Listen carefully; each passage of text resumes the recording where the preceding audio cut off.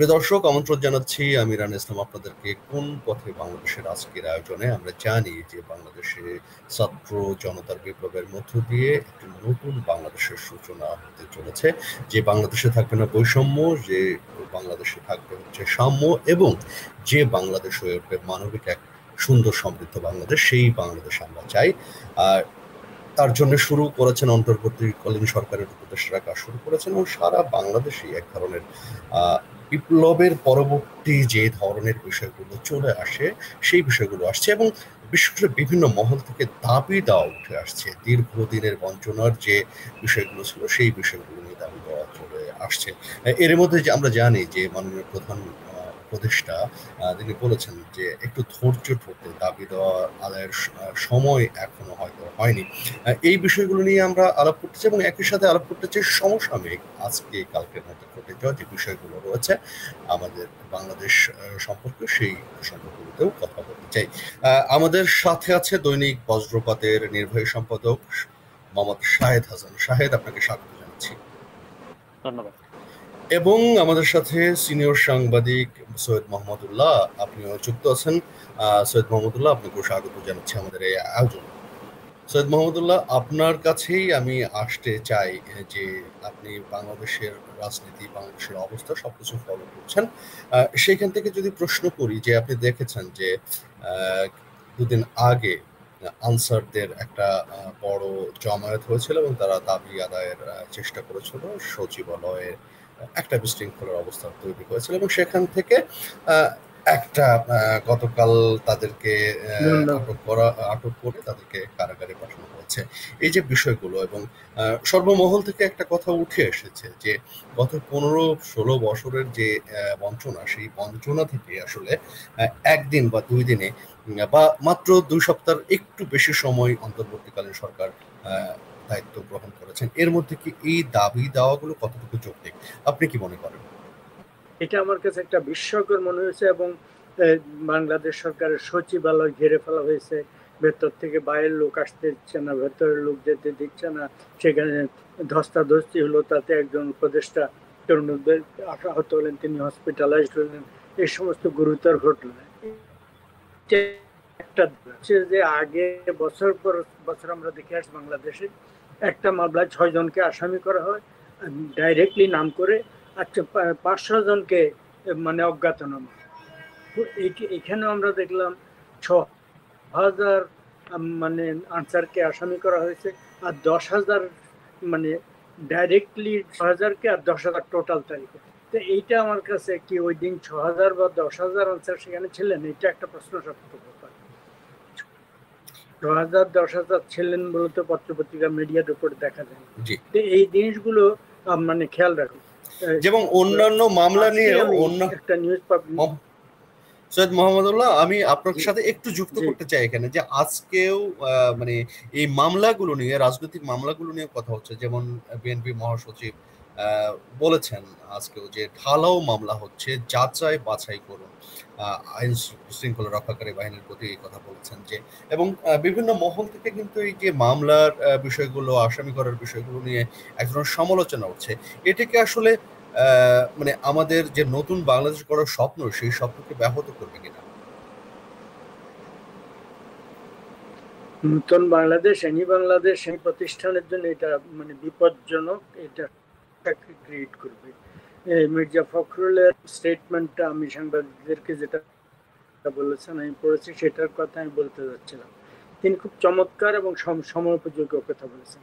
এই যে ঢালাও ভাবে নাটোরে ধরা যাক একজন হয়েছে, সেখানকার জন্য সাকিব আল হাসানকে হয়তো মানে আসামি করা হলো। শেখ হাসিনাকে বাংলাদেশে 100টা জায়গায় অপরাধ হয়েছে, সবগুলো প্রধান নির্বাহী নিশ্চয়ই সবগুলোর জন্য সাধারণভাবে দায়ী, কিন্তু প্রত্যেকটা মানে মামলার জন্য যাই হয় তাহলে যুক্তরাষ্ট্রে যত জায়গায় যত খুন খারাপি হচ্ছে, রাষ্ট্রপতি এখানকার সবগুলোর জন্য দায়ী হবে। এটা কোনো দেশে হয় না। ফলে তিনি খুব যুগোপযোগী, অত্যন্ত সময়োপযোগী কথা বলেছেন যে ঢালাও আসামি করা এটা একটা, এটাতে করে জিনিসটা খেলো হয়ে যাবে, উপহাসমূলক হয়ে যাবে, পরিহাসমূলক হয়ে যাবে, এবং পুরো আইন ব্যবস্থার প্রতি প্রশ্নবিদ্ধ হয়ে যাবে। এই নূতন আমলেও এই একই সিস্টেম চালু হয়ে গেছে। এটা তখন একটা পর্যায়ে যে এদের জনপ্রিয়তায় ধস নামবে, বা এদের গ্রহণযোগ্যতা দোষ নয়। ফলে এই জিনিসটা তিনি যেটা উল্লেখ করেছেন, পুলিশের উপর দায়িত্ব না দিয়ে এটা সরকারের স্বরাষ্ট্রমন্ত্রী বা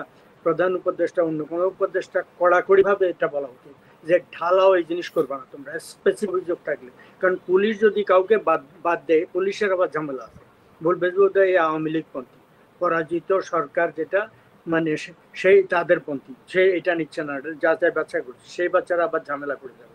ফলে বলেছেন সাধারণভাবে সেটা খুবই ভালো কথা বলেছেন, কিন্তু পুলিশের উপর দায়িত্ব না দিয়ে সরকারের উপর মানে সিনিয়র মহল থেকে কঠোরভাবে বলা উচিত এটা করবা না, এবং একটা নীতিমালা তৈরি করা, স্পেসিফিক কিভাবে কি করতে হয় এটা মানে পুরো আইন ব্যবস্থা চালু করতে হলে আমাদের দেশে আইনের প্রতি সকলে শ্রদ্ধাশীল হয়।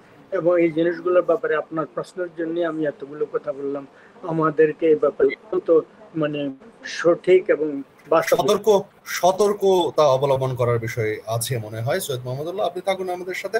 মোহাম্মদ শাহেদ হাসান যে প্রসঙ্গে বলছিলেন সৈয়দ মোহাম্মদুল্লাহ, সেই প্রসঙ্গেই আপনার কাছে প্রশ্ন রাখতে চাই যে উনি সাকিব আল হাসানের মামলার কথা বলেছেন, এবং সাকিব আল হাসানের মামলা নিয়ে আইন উপদেষ্টা আজকে তার দপ্তরে একটা কথাও বলেছেন, এবং সাবেক খেলোয়াড় ফুটবল খেলোয়াড় আমিনুল ইসলামের প্রসঙ্গ টেনে এনে বলেছেন যে যখন তাকে নিয়ে মামলা হচ্ছিল তখন কি আপনারা কিছু বলেছিলেন? তাহলে কি আসলে আমাদের যে সংস্কারের কথা বলছি, সংস্কারের আমরা পুরনোটাকেই আঁকড়ে ধরে পুরনো কথাগুলোই নিয়েই থাকবো কিনা, নাকি আসলে এই সংস্কারের মধ্য দিয়ে আমাদের দৃষ্টিভঙ্গিটাও পাল্টাতে হবে? ধন্যবাদ। আজকে আলোচক হিসাবে এখানে উপস্থিত আছেন সৈয়দ মোহাম্মদুল্লাহ ভাই।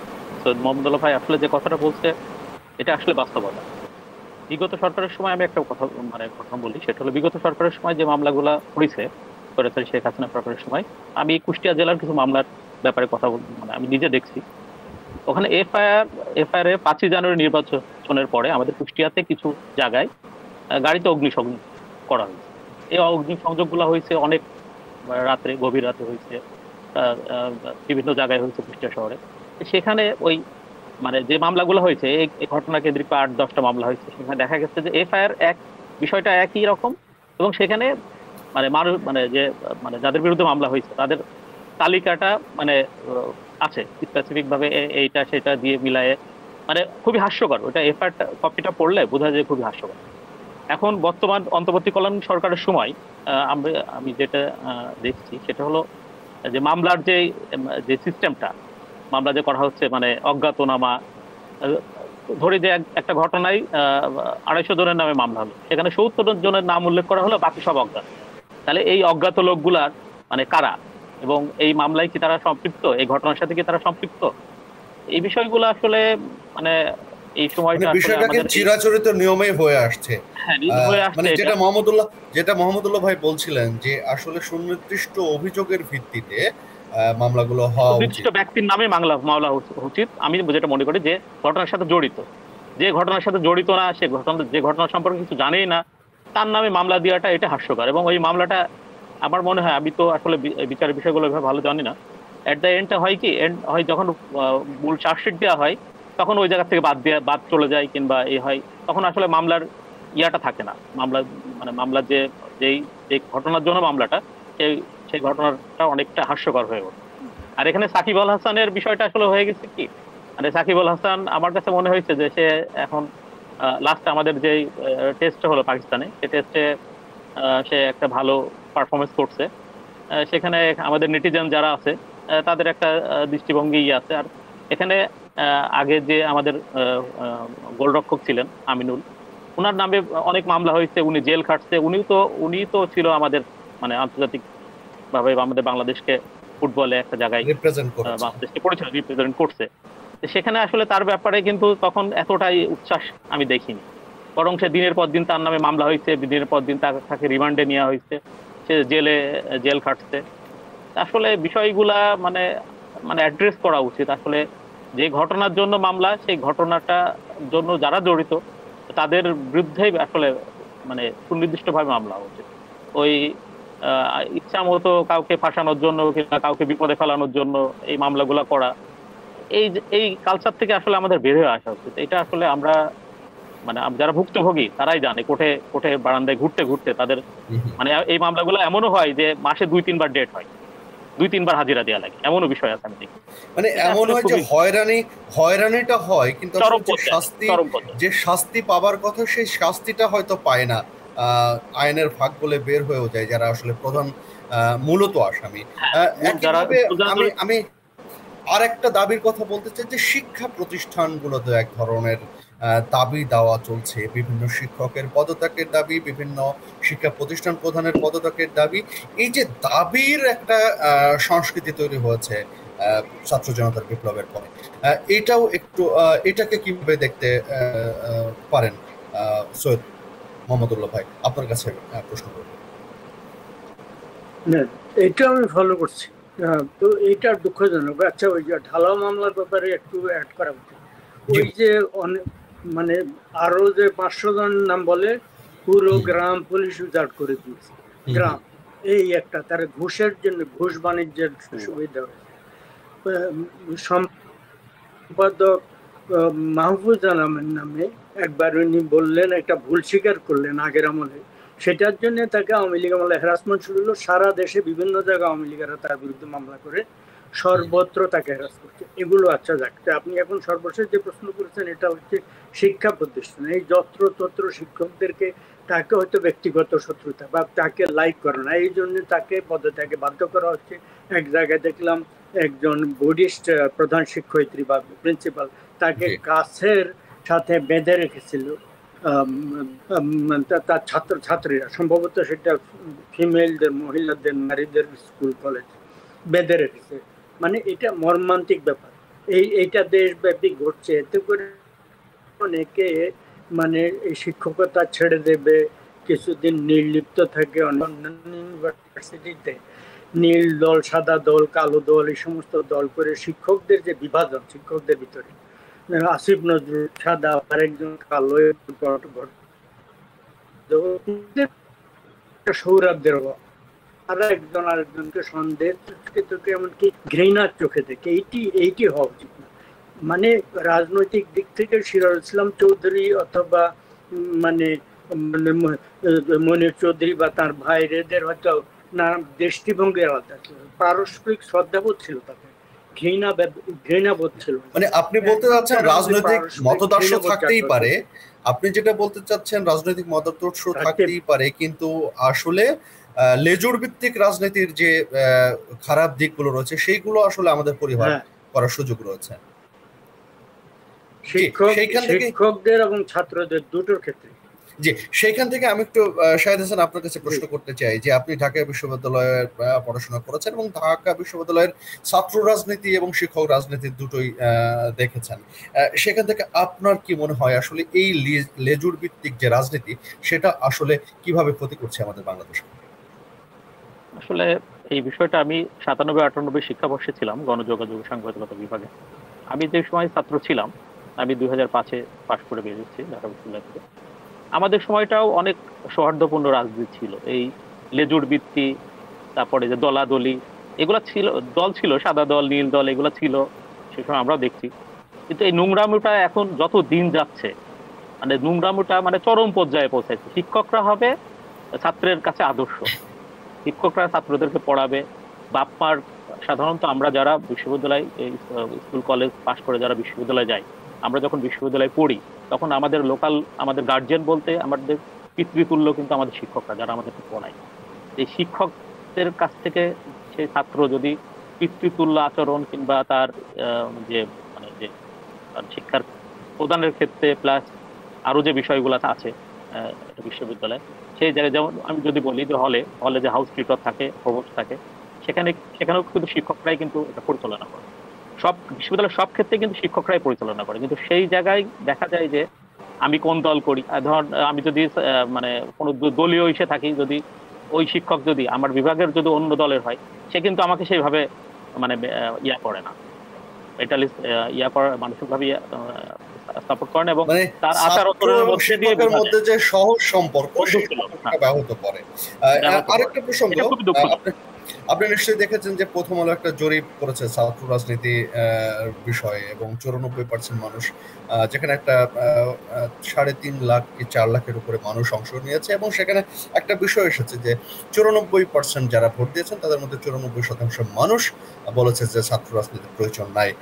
আপনি কি সেটা মনে করেন কিনা? আসলে ছাত্র রাজনীতির প্রয়োজন আছে, নাকি আসলে লেজুর ভিত্তিক ছাত্র রাজনীতি থেকে বের হতে হবে বাংলাদেশে?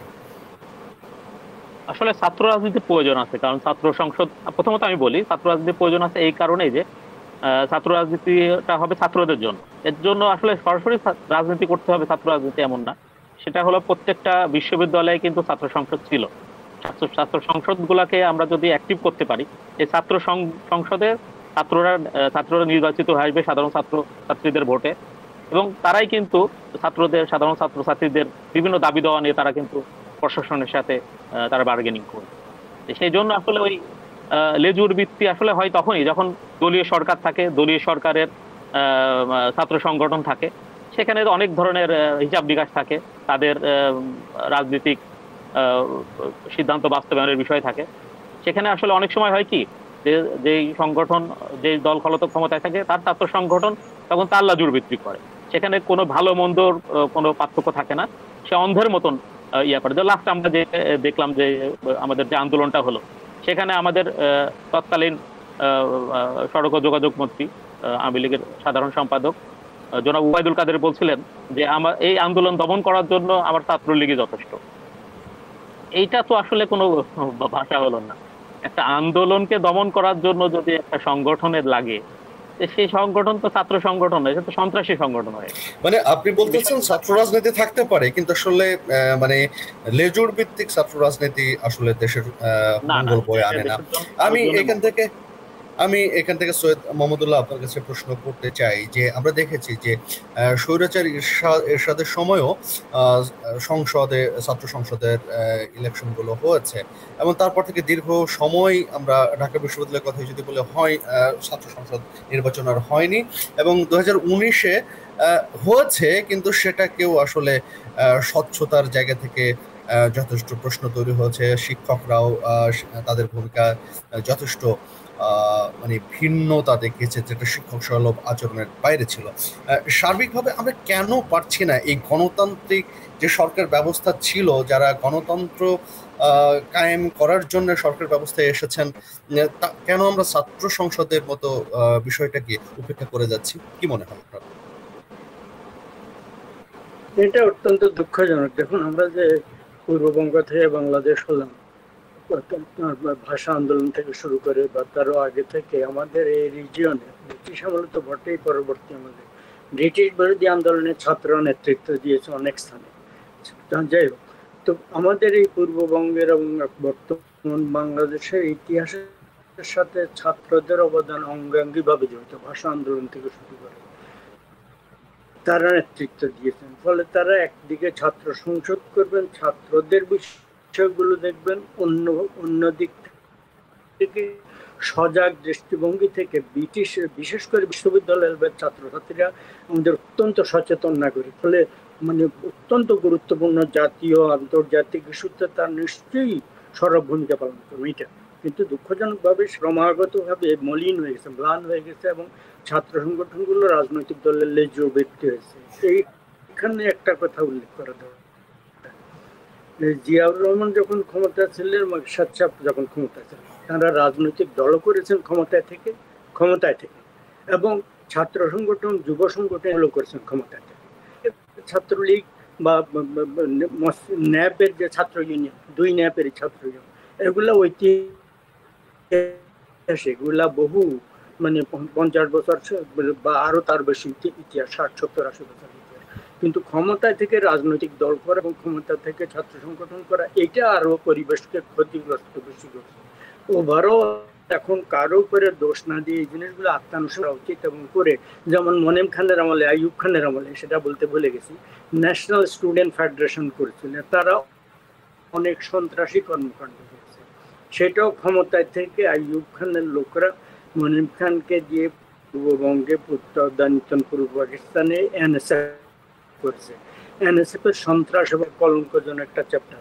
তো এই এবং এমনকি এনএসএফ এবং পরবর্তী দুই সামরিক শাসক যখন রাজনৈতিক দল করলেন, তাদের ছাত্র সংগঠনগুলোকে অফিসিয়ালি বিভিন্ন এই এখন পরস্পর ব্লেম গেম থেকে বেরিয়ে এসে এই বিশ্লেষণের জন্য এগুলা উল্লেখ করা, কিন্তু এর থেকে আমাদেরকে বেরিয়ে চলে আত্মানুসন্ধান করে লেজুর বৃত্তির সংগঠন থেকে বেরিয়ে আসতে হবে। সেই ছাত্র সংগঠন বলেন, শিক্ষক সংগঠন বলেন, এই দুটো।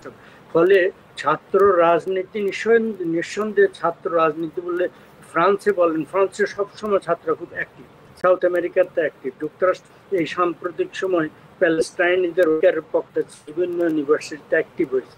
মানে আবার আরেকটা ব্যাপার আছে, এখানে যুক্তরাষ্ট্রে একবার আমি প্রথম যখন যুক্তরাষ্ট্রে 74-এ জাতিসংঘে এসেছি, আমাকে রিমেম্বার সামথিং, তুমি যুক্তরাষ্ট্রের প্রেসিডেন্টের স্ত্রী সতীত্ব নিয়ে প্রশ্ন করতে পারবে, গডের এক্সিস্টেন্স নিয়ে প্রশ্ন করতে পারবে, স্টেট অফ ইসরায়েল নিয়ে কোনো কথাবার্তা বলবে। ফলে ওদের ব্যাপার নিয়ে ছাত্ররা এবার আন্দোলন করেছে, তাদের উপরে নানা ধরনের হুমকি নেমে এসছে, মানে তাদের ছাত্রত্ব থেকে বের করার মতো অবস্থা, কয়েক কিছুকে অ্যারেস্ট করা, একটি বিষয় করেছে। কিন্তু ইউরোপে যুক্তরাষ্ট্রে ফলে ছাত্ররা আন্দোলন মাঝে মধ্যে করেছে, খুব বেশি না, ইউরোপে খুব বেশি, খুব বেশি, বিশেষ করে সবচেয়ে বেশি ফ্রান্সে এবং স্পেনে, ব্রিটেনও কিছুটা। ফলে আমাদের ইতিহাসের কারণে আমাদের ছাত্র রাজনীতি একবার সঠিকভাবে করতে দেওয়া উচিত। অতীতের ভুলভ্রান্তি, ক্ষমতা থেকে কি করলো, ক্ষমতার বাইরে কি করলো, এগুলা বিশ্লেষণের জন্য আলোচনা করা, কিন্তু ব্লেম গেমের বাইরে গিয়ে এগুলা সংশোধন করার জন্য, মানে রাজনীতির একটা চর্চা না হলে আমাদের সুস্থ যে মানে রাজনীতির চর্চাটা থাকতে পারে, সুস্থ চর্চাটা থাকতে পারে, কিন্তু রাজনীতির লেজুর ভিতর থেকে বেরোতে হবে। আমি রাজনীতির অঙ্গনে আরো দুইটো সংবাদ নিয়ে আপনার সাথে আলাপ করতে চাই। যে আজকে জানেন যে আওয়ামী লীগ নিষিদ্ধ করা সমীচীন হবে না, এটা মন্তব্য করেছেন আইন উপদেষ্টা আসিফ নজরুল ইসলাম, এবং একই সাথে জামাত নিষিদ্ধের প্রজ্ঞাপন বাতিল নিয়ে ব্যাখ্যা দিয়েছেন তিনি। এই দুটো নিয়ে আলোচনা রয়েছে আমাদের মধ্যে, আপনি কিভাবে দেখেন? জামাতের ব্যাপারটা হচ্ছে যে বাংলাদেশের ধর্মভিত্তিক রাজনীতি প্রথম দিকে নিষিদ্ধ করা হয়েছিল, দেশ স্বাধীন হওয়ার পরে বঙ্গবন্ধুর আমলে। সেটা মানে মুক্তিযুদ্ধে জামাত ইসলামী বাংলাদেশের বিরোধিতা করেছিল, এবং খালি ডাইরেক্টলি নৈতিক বিরোধিতা করা একজন মানুষের ফান্ডামেন্টাল হিউম্যান রাইটস এর অংশ, কিন্তু সশস্ত্র বিরোধিতা করেছে, এবং তারা মানবতা বিরোধী অপরাধ তাদের সংশ্লিষ্ট ছিল। সেই সব কারণে পরবর্তী পর্যায়ে একটা ধর্মভিত্তিক রাজনীতি সাধারণভাবে নিষিদ্ধ করা উচিত। শেখ হাসিনার এই 15 বছরের শাসনামলে এই সেকুলার রাজনীতি যারা করেন, তারা অনেক বারবার দাবি করেছেন। আপনি জামাতকে করলেন কখন? যখন ছাত্র রাজনীতির তুঙ্গে উঠলো, তার ক্ষমতা মানে হয়ে গেল, তখন জামাতকে দায়ী করে অনুপ্রবেশকারী দিয়ে এটা করেছে ইত্যাদি বলে তাদেরকে নিষিদ্ধ করা। ফলে তিনি এমন সময় করলেন, মানে এইটাকে মানে যে কোনো লোকই এই উদ্দেশ্যটা নিয়ে সন্দিহান হবে যে এটা আসলে নৈতিক করা হয়নি, মানে তাদের উপরে ব্লেমটা দিয়ে এটা রাজনৈতিক একটা কারণ ছিল, এই সমালোচনা রয়েছেই। ফলে কিন্তু ধর্মভিত্তিক রাজনীতি, বন্ধু-বান্ধব, আমি সেকুলার রাজনীতিতে বিশ্বাস করি, আদর্শে বিশ্বাস করি। আমার বন্ধু বান্ধব প্রায় সবাই ধর্মভিত্তিক রাজনীতির বিরোধী। আমি ব্যক্তিগতভাবে কোনো দেশে কোনো অপিনিয়ন নিষিদ্ধ করার না। যুক্তরাষ্ট্রে কে আছে, কুকলুক ক্ল্যান, এদেরকে অ্যালাউ করা হয়। ভারতে এখন যে বিজেপি, এটা একেবারে ভয়ঙ্কর সাম্প্রদায়িক রাজনৈতিক দল, ভয়ঙ্কর সাম্প্রদায়িক, এটি ক্ষমতা এসছে। কিন্তু তার আগে তো এটা ব্যান করার জন্য মানে নেহরুর আমলে বলা হয়েছিল, কিন্তু উনি বলেছেন যে এটা গণতন্ত্রের মৌলিক আদর্শের বিরুদ্ধে। ফলে এটা হয় কি, এই ধরনের কাউকে ব্যান করলে তারা আন্ডারগ্রাউন্ডে চলে যায়, তারা অনুপ্রবেশ করে। যেমন আওয়ামী লীগে জামাতরা অনুপ্রবেশ করেছে, একটা সাধারণ অভিযোগ, বিএনপিতে হয়তো আছে। তো তা না করে তাদেরকে প্রকাশ্যে দিলে জনগণ তাদের বিচার করবে, এই রাজনীতি আমরা সমর্থন করবো না করবো না। এইটার জন্য এই রাজনীতি নিষিদ্ধ করা এটা ঠিক না। ফলে আসিফ নজরুল যেটা বলেছেন আওয়ামী লীগের ক্ষেত্রে, আওয়ামী লীগের সরকার মানে খারাপ কাজ করেছে বলে, কিন্তু যেই দেশ যেই দলের নেতৃত্বে বাংলাদেশ স্বাধীন হয়েছে, যে এই দলের নেতৃত্বে বাংলাদেশ মুক্তিযুদ্ধের পক্ষে শেখ মুজিবুর রহমানের নেতৃত্বে এগিয়ে গেছে ৭৫ বছর ভাসানি বলতে গেলে তিনি প্রতিষ্ঠাতা, সেই দলকে আপনি নিষিদ্ধ করবেন আকস্মিকভাবে, যেহেতু তার সাম্প্রতিক শাসনামল খারাপ ছিল? এইটা কোনো কাজের কথা না, এটা অগণতান্ত্রিক কথা, এটা উচিত না। জি, ধন্যবাদ আপনাকে। শাহেদ হাসান, এই প্রশ্নেরই একটু অংশ যদি বলি যে আইন উপদেষ্টা তার কথার মধ্যে এটাও এনেছেন যে আওয়ামী লীগের যে ঐতিহাসিক অবস্থা, যে আদর্শ, সেটা ম্লান করে দিয়েছে গত ১৫ বছরের আওয়ামী লীগের শাসন। সেইটাকে আপনি কিভাবে দেখেন একজন অপেক্ষাকৃত তরুণ সংবাদ কর্মী হিসেবে? আসলে এটা আমি মনে করি যে এটা হয়েছে প্রথমত যে নির্বাচনগুলো আমাদের হয়েছে ৩বার, পরপর ৩বার যে নির্বাচন হয়েছে, সেই নির্বাচন আসলে সবার কাছে গ্রহণযোগ্য এবং সবার অংশগ্রহণমূলক নির্বাচন ছিল না। আর এখানে যখন সবার অংশগ্রহণের নির্বাচন হয়নি, তখন স্বাভাবিক একটা দল বারবার নির্বাচন করছে এবং তারা ক্ষমতায় আসতে মানে বিভিন্ন ধরনের পন্থা অবলম্বন করে, যেটা দেশের মানুষ জানে। এখানে হয়েছে কি, এই জায়গা এই কারণে আসলে তাদের কনফিডেন্সটা অনেক বেড়ে গিয়েছে। তারা মনে করতো যে তারা যে কোনো কিছু করলে মানে করে সেটাকে জায়েজ করে ফেলতে পারে। আসলে দিন শেষে হয় কি, যখন দেশে আইনের শাসন, সুশাসন, মানবাধিকার, গণতন্ত্রের চর্চা, জবাবদিহিতা না থাকে, তখন আসলে মানুষের মধ্যে মনের মধ্যে দীর্ঘদিনের থেকে যে বঞ্চনা, শোষণ, নিপীড়নের যে সেটারই আসলে বহিঃপ্রকাশ ঘটে। তো আমি মনে করি যে কোনো দল যারা দেশ পরিচালনা করবে কিংবা করে, তাদেরকে গণতান্ত্রিক হওয়া উচিত এবং গণতান্ত্রিক ভাবে নির্বাচিত, জনগণের ভোটে নির্বাচিত হয়ে আসা উচিত বলে আমি মনে করি। কোনো রকম শর্টকাট কিংবা ওই অন্য কোনো পন্থা অবলম্বন করে আমি একটা যেন নির্বাচন করে জনগণের ভোটাধিকার প্রয়োগের সুযোগ না দিয়ে আমি মানে জনগণের উপরে চেপে বসলাম, সেটা আসলে মানুষ মেনে নেয় না এবং দিন শেষে তাদের পরিণতি এমনই। এটা আমি আমার আমার আর একটা বিষয়, আমি যেটা সৈয়দ মোহাম্মদ উল্লাহ ভাই যেটা বলছে, আমি তার সাথে একমত। আসলে কোনো দল নিষিদ্ধ করা এটা কোনো মানে মানে যুক্তিযুক্ত না। কারণ যারা দল করে, সে আওয়ামী লীগ করুক, জামাত করুক, বিএনপি করুক, তারা তো এই দেশেরই মানুষ। যখন ওই দলটা নিষিদ্ধ হবে, তখন ওই মানুষগুলো তো আবার হারাই যাবে না, বাংলাদেশের বাইরে চলে যাবে না। ওই মানুষগুলোই তখন বিভিন্ন দলে ভাগ হয়ে যাবে, বিভিন্ন দলে ঢুকবে। যেমন আওয়ামী লীগের সময় জামাত ঢুকছে। আওয়ামী লীগের আমার কুষ্টিয়াতে আমি এমন অনেকে জানি যারা জামাতের অনেক বড় বড় পদে ছিলেন, তারা আওয়ামী লীগের রাজনীতিতে সম্পৃক্ত হয়েছে। এই নিয়ে সেই সময় আমাদের যে সাবেক সংসদ সদস্য মাহবুবুল আলম হানিফ ছিল, তো তার নিয়ে অনেক নিউজ আমরা দেখছি দেশে বিভিন্ন পত্রপত্রিকা। আসলে এই বিষয়গুলা অ্যাড্রেস করে আসলে আমাদের যারা রাজনীতি করবে তাদেরকে আরেকটা আলোচনা বাংলাদেশের চায়ের দোকান থেকে শুরু করে প্রত্যেকটা জায়গায় রয়েছে, এমনকি প্রবাসে আসলে বাঙালি অধ্যুষিত এলাকাগুলোর মধ্যে এই আলোচনা রয়েছে যে একটি বিগত সরকারের যারা ক্ষমতায় ছিলেন তাদের এত এত মানুষ পলাতক, কাউকে সামনে পাওয়া যাচ্ছে না। এই যে জনবিচ্ছিন্নতা, সরকার ক্ষমতা ছেড়ে দেওয়ার পরে সবাই মানে একটা বড় অংশ পলায়ন অবস্থায় আছে, এইটা কেন ঘটতে পারে এবং এখান থেকে ভবিষ্যতে রাজনীতি কি শিক্ষা নিতে পারে বলে মনে করেন শাহেদ? আসলে এটা আমাদের মানে আমার এই বয়সে আমি যেটা দেখছি, এটা আসলে অকল্পনীয়। এইভাবে যে মানে রাজনীতিতে 2 দিন আগেও যার ক্ষমতা, এত ক্ষমতা ছিল, তার ক্ষমতায় সবাই তটস্থ থাকতো, সে এখন মানে এখন কোথায় আছে, এখন সেই মানুষগুলো আমরা জানি না, মানুষগুলো আমরা জানি না। যেমন আমি কুষ্টিয়ার কথাই বলি, আমাদের কুষ্টিয়ার যে সাবেক সংসদ সদস্য ছিলেন জনাব মাহবুবুল আলম হানিফ এবং তার ভাই, কুষ্টিয়াতে যে রাজনীতি ছিল, তাদের এখানে সে জেলার এমপি হিসাবেও সে সেন্ট্রাল, সে জয়েন্ট সেক্রেটারি ছিলেন বাংলাদেশ আওয়ামী লীগের। তার যে ক্ষমতা ছিল আমরা দেখছি, কিন্তু এই 5ই আগস্টের পরে তারা আর কেউ নাই। এবং 5ই আগস্টের পরে আমাদের যেসব রাজনীতিবিদরা বিভিন্ন অপরাধের কারণে ধরা পড়ছে দেখছি আমরা মিডিয়াতে।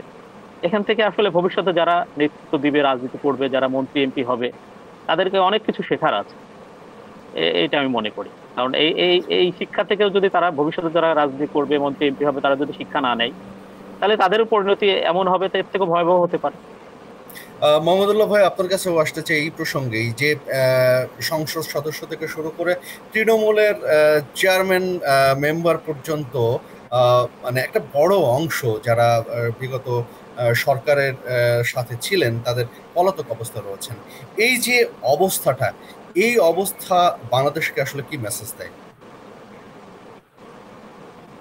এটা তো দুই কারণ হয়েছে। একটা হচ্ছে যে তারা যখন ক্ষমতা ছিলেন এরা অনেকে দুর্নীতি করেছেন, লুটতরাজ করেছেন, অপশাসন করেছেন, কুশাসন করেছেন, নির্যাতনের সাথে মিথ্যা মামলা, ভুয়া মামলার সাথে সংশ্লিষ্ট ছিলেন তারা নিজেরা।